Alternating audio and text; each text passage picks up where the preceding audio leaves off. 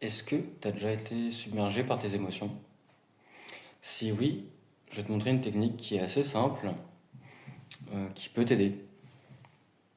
Alors, il faut savoir que les émotions, en fonction de comment on va les percevoir, on va pouvoir les vivre différemment.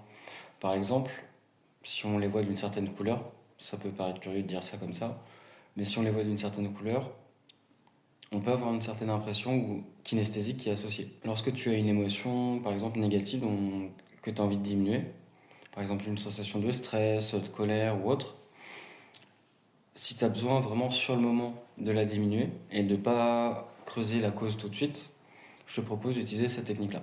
Dans un premier temps, il faut que tu te concentres sur d'où parle l'émotion. Est-ce que c'est par exemple une boule qui se serre au niveau de la gorge? Est-ce que c'est au niveau du plexus? N'importe. Ou est-ce que c'est au niveau du ventre par exemple?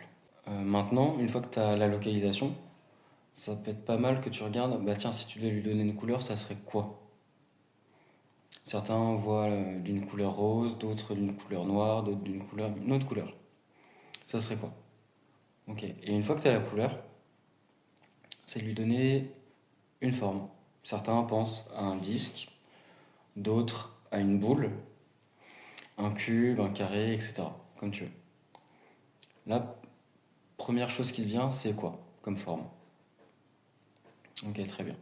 Et une fois que tu as ça, tu peux regarder aussi le sens de rotation. Certains, ils ont un sens de rotation comme ça, d'autres dans ce sens-là. Parfois, c'est même un sens de rotation dans ce plan-là. Prends le temps et regarde dans quel sens ça tourne. Ok, très bien.